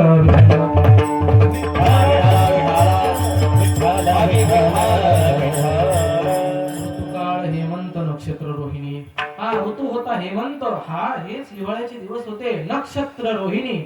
रोहिणी नामक नक्षत्रावरती दत्तप्रभूने जन्म का घेतला त्याचे 10 कारण भागवतामध्ये सांगितले भागवतकारांनी. रोहिणी नावाचं चंद्राच्या 27 पत्न्या आहेत. दक्षाच्या या पत्न्या होत्या 60 कन्या. पैकी त्यातल्या 27 कन्या चंद्रदेवाला देण्यात आल्या आणि त्यातली एक कन्या म्हणजे ही रोहिणी नावाची. ते 27 कन्या चंद्राला दिल्यामुळे त्या कन्यांना नाव पडलं 27 नक्षत्र. आणि हे 27 नक्षत्रांपैकी चंद्रदेव एकीवरच प्रेम करायचं, तिचं नाव रोहिणी. या रोहिणी नक्षत्रावरती जास्त प्रेम करत असल्या कारणामुळे 26 बहिणीने आपल्या पित्याकडे त्या ठिकाणी चंद्रदेवाची त्या चंद्रदेवाबद्दल सांगितलं. हा एकीवरच प्रेम करतोय.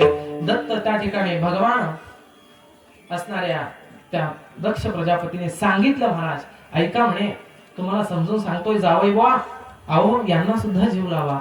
आणि मग असं म्हटल्यानंतर ठीक आहे, परत चंद्रदेवाचं आहे तेच तोच ढकुटोला. आणि मग काय? मग राग आला. रागाच्या भरात दक्षाने शाप दिला, चंद्राला जा तुला क्षयरोग होईल. गुरुपत्नी सिरतला क्षयरोग त्या चंद्राला. अशा पद्धतीने क्षयरोग झाला. क्षयरोग नष्ट करण्याकरता चंद्रदेव सौराष्ट्र भूम्या सौराष्ट्र सोमनाथांचं भगवान शिवजींचं पहिलं लिंग ज्या ठिकाणी प्रादुर्भाव झाला सौराष्ट्र देशामध्ये गेले. भगवान सांब सदाशिवाची आराधना केली, स्वतंत्र लिंग उत्पन्न केलं आणि त्या लिंगामध्ये भगवान सांब सदाशिव, स्वराचा आवाज कमी करा, सांब सदाशिव ज्या वेळेस त्या ठिकाणी आले, चंद्रदेव कुणाकरता तपश्चर्या केली. अहो माझाच क्षयरोग झालाय म्हणून हा क्षयरोग नाहीसा होण्याकरता तपश्चर्या केली. आणि चंद्रानं तपश्चर्या केल्यामुळे भगवान सांब सदाशिवानं सांगितलं अजून काय वरदान पाहिजे, माझा हा क्षयरोग फक्त नाहीसा करा आणि माझ्या नावाने तुम्ही इथे प्रसिद्ध व्हा. आणि मग चंद्राला एक नाव आहे सोम. सोम हा चंद्राचा एक संस्कृत मध्ये शब्द आहे. आणि म्हणून पहिलंच ज्योतिर्लिंगाचा प्रादुर्भाव झाला. भगवान सांब सदाशिवाच्या शरीरातून एक ज्योत निर्माण झाली आणि पहिलंच ज्योतिर्लिंग सोमनाथ भगवंताचं त्या ठिकाणी सोम नावाने उत्पन्न झालं म्हणून त्याला नाव पडलं सोमनाथ. विठ्ठल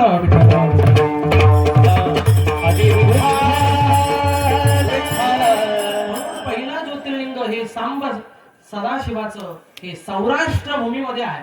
या चंद्राला शाप मिळाल्यामुळे तिकडे जात नाही. तो शिवपुराणातला प्रसंग आहे, पण रोहिणी मातेमुळे मला तो प्रसंग सांगावा लागला, प्रथम लिंग सांगावं लागलं. आणि म्हणून या रोहिणी नक्षत्रावरती दत्तप्रभूने जन्म घेतला. याचे अनेक कारण आहे. ऋतुकाळ हेमंत नक्षत्र रोहिणी, शुक्ल पक्ष दिनी पुण्यतिथी, तिथी पौर्णिमा, मास मार्गशीर्ष ऋतुवासर उत्सव काळ.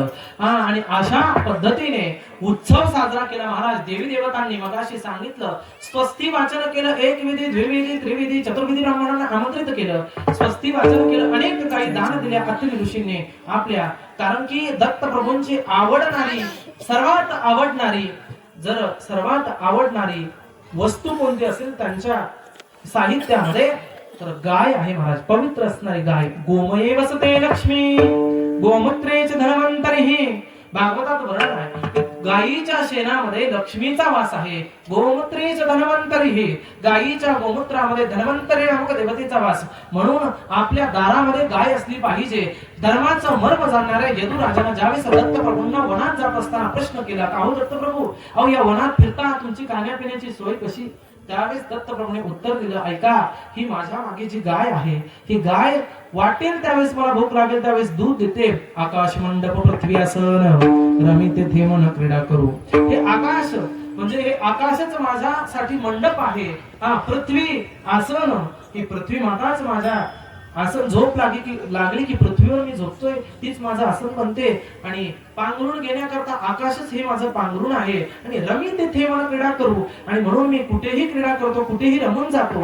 आणि म्हणून अशा पद्धतीने त्या पवित्र गायीचं भूक लागेल तेव्हा मी दूध पितो. आणि गाय हे साक्षात महाराज पृथ्वी मातेचं प्रतीक असल्या कारणामुळे दत्त प्रभूने गाय जवळ केली, कारण भगवंताचं अवतारच गायी करता आहे. विप्रधेन सुर संतहित लीन मनुज अवतार. गोस्वामी तुलसीदास वर्णन करतात. विप्र म्हणजे ब्राह्मण, धेनू म्हणजे गाय, सुर म्हणजे देव, संत म्हणजे संत महात्मे. या चार लोकांचा करता भगवंत अवताराला घेत असतो. त्याचे अनेक कारण गीतेमध्ये सुद्धा आलेले आहेत. 3ऱ्या अध्यायामध्ये परित्राणाय साधूनां विनाशाय च दुष्कृतां धर्म संस्थापनार्थाय संभवामि युगे युगे. त्या रामानंद सागर त्यांची जी महाभारत नावाची मालिका आहे, त्या मालिकेनं आपल्यावरती एक एवढा चांगला उपकार केलाय. एवढा एक श्लोक तरी 700 श्लोकापैकी आपला पाठ झालाय. विठ्ठल विठ्ठल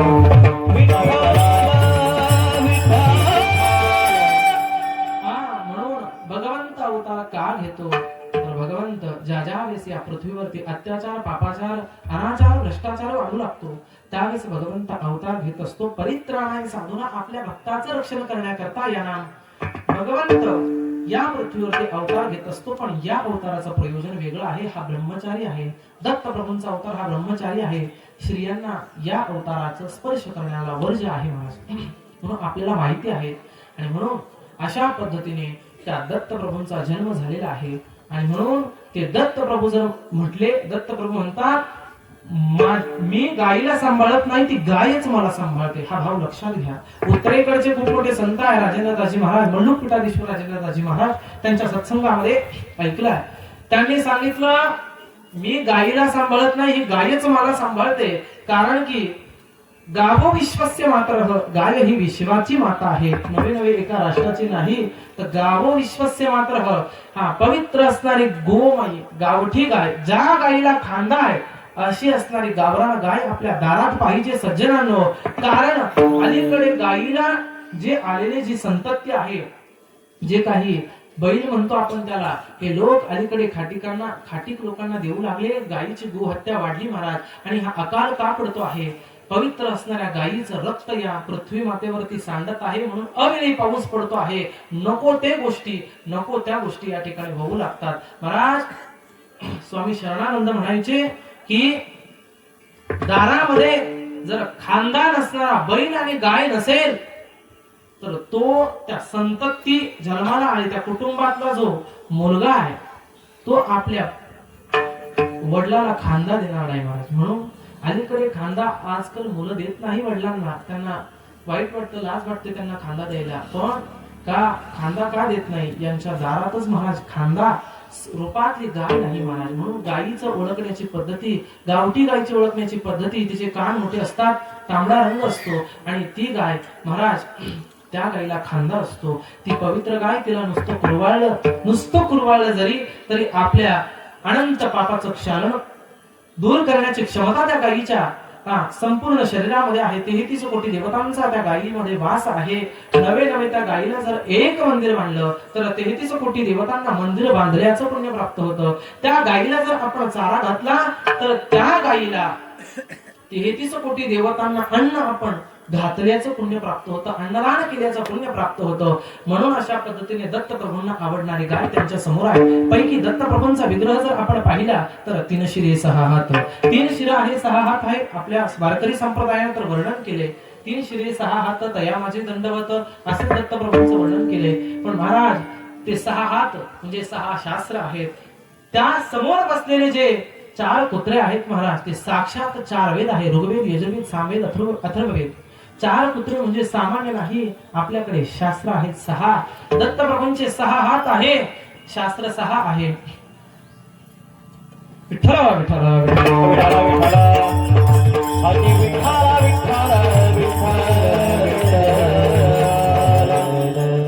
योगशास्त्र त्या ठिकाणी योगशास्त्र आहे, सांख्यशास्त्र आहे, कनाद त्या ठिकाणी अर्थात पूर्व मीमांसा आहे, उत्तर मीमांसा आहे, वैशेषिक शास्त्र आहे. असे शास्त्राचे 6 प्रकार. 6 शास्त्र म्हणजे 6 दत्त प्रभूंचे हात आहेत.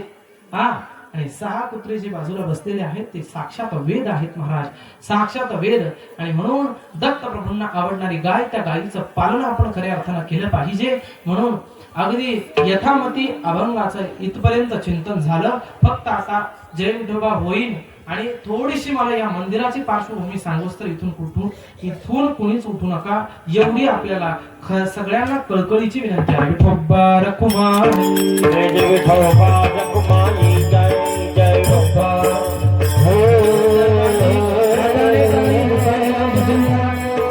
सर्वांनी भजन करा जरा. विठोबा रखुमाई, जय जय विठोबा रखुमाई. विठोबा रखुमाई, जय जय विठोबा रखुमाई. आजी जय जय,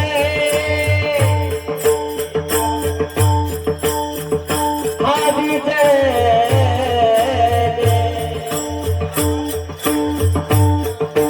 हे विठोबा.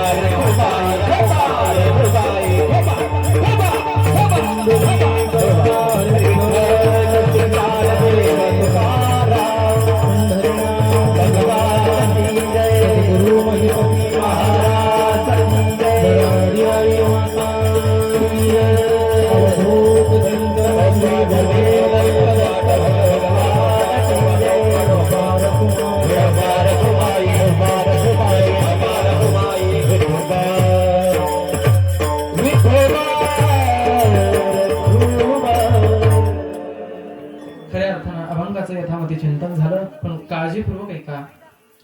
भगवंत अवताराला काय येतो, खऱ्या अर्थानं या कथेचा तात्पर्य आशय आपल्या पुन्हा एकदा लक्षात आणून देतो. अभंग सेवेकरता घेण्याचं एकच कारण आहे की आजचा विषय हा दत्त प्रभूंचा आहे. म्हणून समयोजना भरते नाना भरते ते. महाराज म्हणतात विषयाला समर्पक असणारे अभंग पाहिजे तुमचे. विषयाला धरून जर बोललं नाही तर त्या माणसाचा काहीही उपयोग नाही. म्हणून मनोमन या ठिकाणी आल्यानंतर वाटलं इथे पंचवटी आहे आणि इथे आल्याच्या नंतर अतिशय मनाला आल्हाददायी वाटलं आणि म्हणून हा अभंग या ठिकाणी सेवेकरता घेतलेला होता.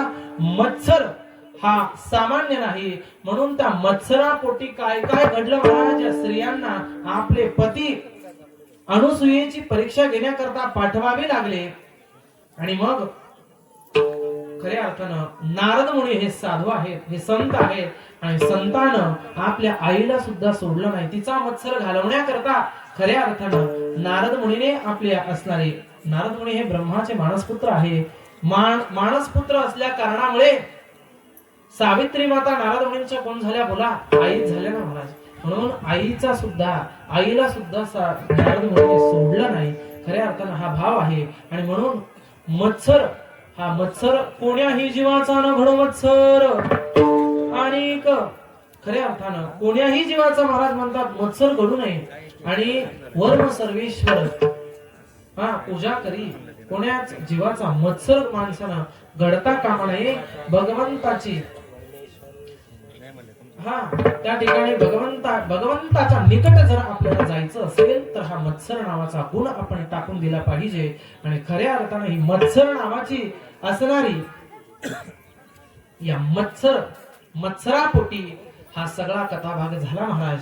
आणि म्हणून या मत्सराच्या मुळे या सर्व काही ही जी कथा आहे ही कथा आपण पाहिली. पण खऱ्यांत यायचंय नाथ महाराज जे जनार्दन स्वामी आहे त्या जनार्दन स्वामींचे शिष्य नाथ महाराज, त्या नाथ महाराजांनी एक वंशावळच दत्तप्रभूंची तयार केली की आपली वंशावळ कशी आहे. आणि त्याच्यामध्ये दत्तप्रभूंच्या शिष्यांचं वर्णन केलेलं आहे. दत्तात्रय परंपरा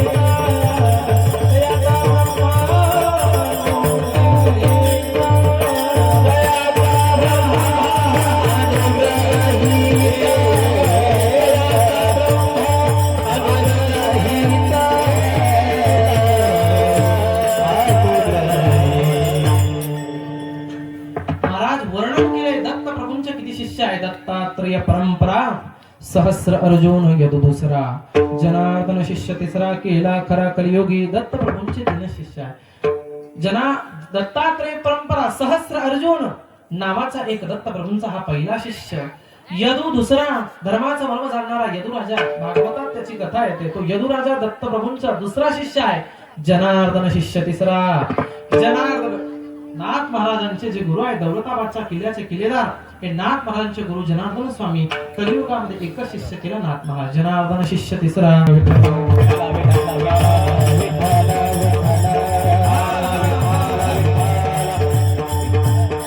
अशा पद्धतीचं दत्त संप्रदायाचं जर एकीकरण पाहू गेलो तर त्याच्यामध्ये या संपूर्ण शिष्यांचं वर्णन त्या ठिकाणी खऱ्या अर्थाने तो दत्त संप्रदाय करत असतो. आणि म्हणून या दत्त संप्रदायामध्ये दत्त प्रभूने खऱ्या अर्थानं सद्गुरू एकच असतो. सज्जनांनो सद्गुरू हा एकच असतो. दत्त प्रभूने सद्गुरू आपल्या स्वतःच्या वडिलाला अत्रि ऋषींना केलं आणि गुरु मात्र 24 केले. असं कसं काय होऊ शकतं आणि शिष्य मात्र 4च? मग असं कसं काय होऊ शकतं? आजकाल महाराज लोक शिष्य कमी गुरुच जास्त होण्याच्या भानगडीत पडलेले आहेत महाराज. म्हणून नेमकं दत्तप्रभूंची भानगड काय? गुरु 24 केले, सद्गुरू एकच केला आणि शिष्य मात्र 4 केले. लक्षात घ्या, जो मोठा माणूस असतो तो शिष्य फार कमी करत असतो. विठ्ठल मोठा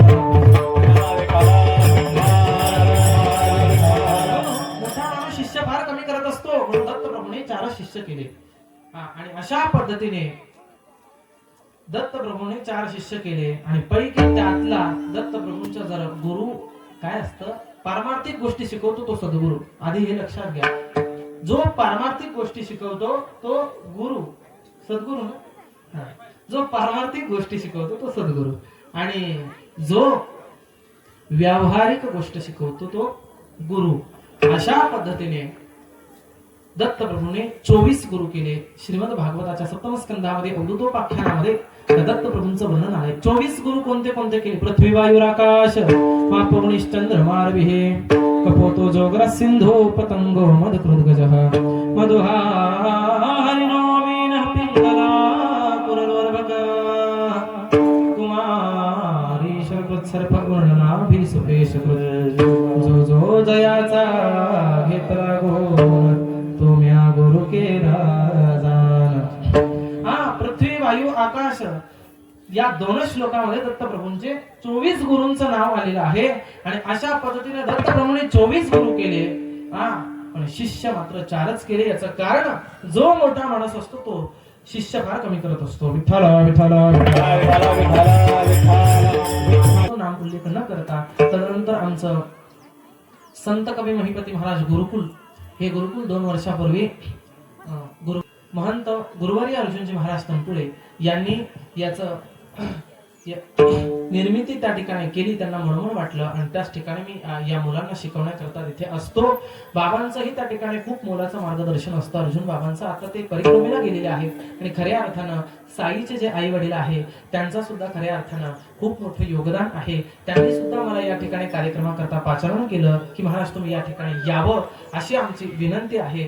आणि त्यांचा चिरंजीव आपल्याच गावातला एक रत्न आहे महाराज साई नावाचा, त्या ठिकाणी वदक, त्याच्या करता एकदा टाळ्या वाजवा. अतिशय गोड स्वभाव आहे महाराज साईचा. आणि हे सगळे मुलं आपल्याच एरियातले आपल्याच भागातले आहे आणि म्हणून खऱ्या अर्थानं हीच महाराज संस्कृती जोपासण्याचं काम करण्याची ही एक शेवटची पिढी राहिलेली आहे. नाहीतर पुढे अनर्थ त्या ठिकाणी, कारण की आपल्याकडे मन आहे लावताना शर्टाचं बटन सुरुवातीला जर व्यवस्थित लावलं तर खालचे आपोआप लागत जातात. तसंच संस्कारांचं आहे, लावताना जर व्यवस्थित लावले तर शेवटपर्यंत व्यवस्थितच टिकतात.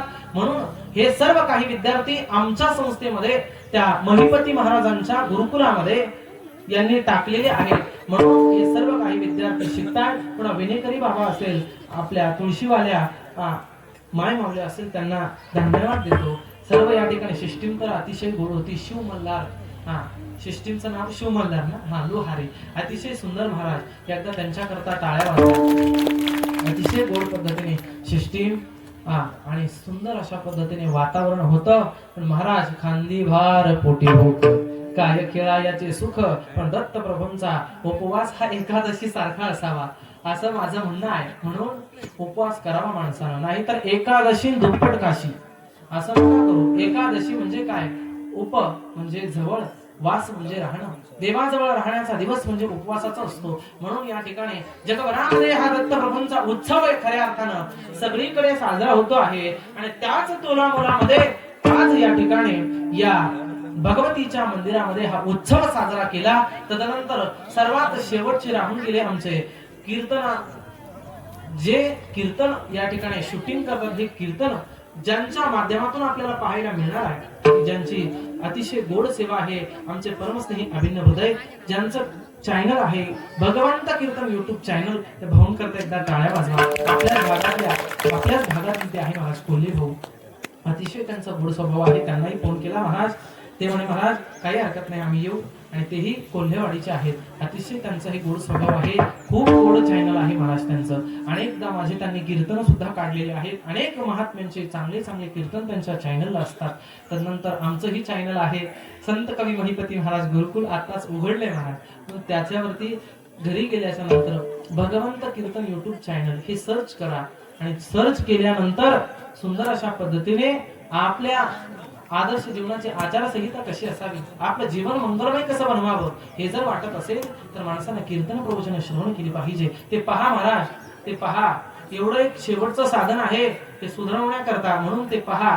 निश्चित आपलं जीवन मंगलमय बनल्याशिवाय राहणार नाही. म्हणून यथामती सर्वांच्या चरणी आणि महाराजांच्या चरणी झालेली सेवा समर्पित करून याच ठिकाणी वाणीला पूर्ण विराम देतो. ज्ञानेश्वर बावली नारद मावली बावली ज्ञानेश्वर बावली नारद जय ज्ञानेश्वर बावली नारद. ज्या महिपती महाराजांनी वारकरी संप्रदायाचे जे हायकोर्ट आहे, जे वारकरी आपल्या वारकरी संप्रदायाचं जे हायकोर्ट आहे ते संत श्रेष्ठ महिपती महाराज, त्यांचं जीवन हे अलौकिक असणारं जीवन होतं. कारण की संत हे अलौकिक जीवन जगणारे असतात. म्हणून त्या संतांचं ज्या संस्थांवरून आम्ही आलोय ते संत सामान्य नाही. संत कवी महिपती महाराज जगाच्या पाठीवरती 284 संतांचं, महाराष्ट्रातल्या आणि महाराष्ट्रातल्या बाहेरच्या संपूर्ण 284 संतांचं चरित्र लिहिणारे संत म्हणजे संत कवी महिपती महाराज आहेत. त्या महिपती बाबांचं जीवन चरित्र एवढं अलौकिक आहे. कधीतरी आपण भक्त विजय ग्रंथ वाचून पहा महाराज. अतिशय महिपती बाबांनी 5 ग्रंथ लिहिलेत. भक्त विजय, संत विजय, भक्त लीलामृत, संत लीलामृत आणि कथा सारामृत हे ग्रंथ कधी आपण श्रवण करा. जसं गुरुचरित्राचं आपण पारायण करता त्याच पद्धतीने या महिपती बाबांच्या ग्रंथाचं सुद्धा अवलोकन करा. निश्चित आपलं जीवन मंगलमय झाल्याशिवाय राहणार नाही. तर महिपती महाराजांच्या समाधीला कान लावल्याच्या नंतर आश्चर्य काय, अजून समाधीमध्ये विण्याचा आवाज येतो महाराज. महिपती महाराजांची समाधी सामान्य नाही, तिला कान लावल्याच्या नंतर त्या समाधीतून विण्याचा आवाज येतो. कारण की महिपती महाराजांच्या हातामध्ये सतत विणा असायचा. बारकाव्यानं जर प्रोटोकॉल पद्धतीने त्यांचा फोटो पाहिला तर त्यांच्या फोटोमध्ये पायामध्ये चाळ बांधलेला असायचा. महिपती महाराज भगवंताच्या समोर चाळ बांधून विण्याचा त्या ठिकाणी विणा वाजून नृत्य करायचे आणि तो आवाज अजून सुद्धा येतो महाराज. सामान्य नाही, संतही चमत्कार करत असतात, भगवंत त्यांच्याकडून ते करून घेत असतो. आणि म्हणून खऱ्या अर्थानं याच महिपती महाराजांचं जीवन असं अलौकिक आहे. आणि ते महिपती महाराज संत श्रेष्ठ महिपती महाराज हे ताहराबादचे. ताहराबाद राहुरी तालुक्यातलंच आहे. ताहराबाद नगरी याला दुसरं नाव हे प्रतिपंढरपूर. या प्रतिपंढरपूर ताहराबादला का म्हटलं गेलेलं आहे, तिथे साक्षात भगवंत 7 दिवस येतो आणि मुक्कामाला राहतो. आणि जात असताना त्याची ओळख म्हणून काय, तर पाऊल खुणा बुक्क्याची रांगोळी त्या ठिकाणी त्याचे पाय उमटतात. म्हणून निश्चित आपल्याला विनंती आहे, या सोशल मीडियाच्या माध्यमातून मी आपल्याला आवाहन करतो, निश्चित आपण त्या ताहराबाद नगरीमध्ये एकदा तरी येऊन पहा. प्रतिपंढरपूर अतिशय गोड पद्धतीने महिपती बाबांची तिथे समाधी आहे. स्वयंभू मूर्त्या महिपती बाबांना मिळालेल्या चंद्रभागेमध्ये त्या मूर्त्या सुद्धा गावामध्ये अजून प्रतिष्ठित आहे. त्या मूर्त्यांचं सर्व काही त्या ठिकाणी आल्याच्या नंतर तो सर्व काही भाग आपण पहा, अतिशय सुंदर आहे. आणि म्हणून या ठिकाणी बोलण्याचं एवढंच एक माझा हेतू होता की ज्या ठिकाणावर आलो, ज्याची वा खावी पोळी त्याची वा जवा भेटाळी, अशा पद्धतीने नाथ त्या ठिकाणी महिपती बाबांचं जीवन होतं. म्हणून विनंती आहे माझी, सर्वांनी त्या ठिकाणी महिपती बाबांची 2 मिनिटं थांबा. महिपती बाबा त्यांचे वर्षातून 2 उत्सव असतात ताहराबादमध्ये. एक उत्सव असतो तो गोपाळ काल्याचा, की देव 7 दिवस येतात, मुक्काम करतात. अमावस्येच्या दिवशी सकाळी सकाळी भगवंत जातात, मुक्क्याच्या रांगोळीवरती पाय उमटतात. आणि दुसरा उत्सव महिपती बाबांचा समाधी सोहळा. महिपती बाबांना आता 250 वर्ष पूर्ण होत आहेत. महिपती बाबांना 250 वर्ष पूर्ण झालेले आहेत. पण त्यांचं जीवन अलौकिक आहे. आपलं जर जीवन धन्य करून घ्यायचं असेल आपल्याला, तर निश्चित ताहराबादमध्ये आल्याच्या नंतर महिपती बाबांचं दर्शन केल्याच्या नंतर आपल्याला खरा अनुभव प्राप्त होतो महाराज. आणि म्हणून या ठिकाणी झालेली सेवा समर्पित करतो. या ठिकाणी परंपरेच्या नियमानुसार भजन होईल आणि मग भजन झाल्याच्या नंतर जय विठ्ठल होईल. आणि मग पुढचे कार्यक्रम तुम्हाला त्रिनंदिनी माता सांगतील. एकदा संत महात्म्यांचं उंच हात करून एकदा दत्त प्रभूंचं भजन, नंतर महिपती बाबांचं आणि नंतर पुढचा कार्यक्रम. दिगंबरा दिगंबरा दिगंबरा दिगंबरा श्रीपाद वल्लभा दिगंबरा दिगंबरा दिगंबरा दिगंबरा श्रीपाद वल्लभा दिगंबरा दिगंबरा दिगंबरा श्रीपाद वल्लभा दिगंबरा दिगंबरा दिगंबरा श्रीपाद वल्लभा दिगंबरा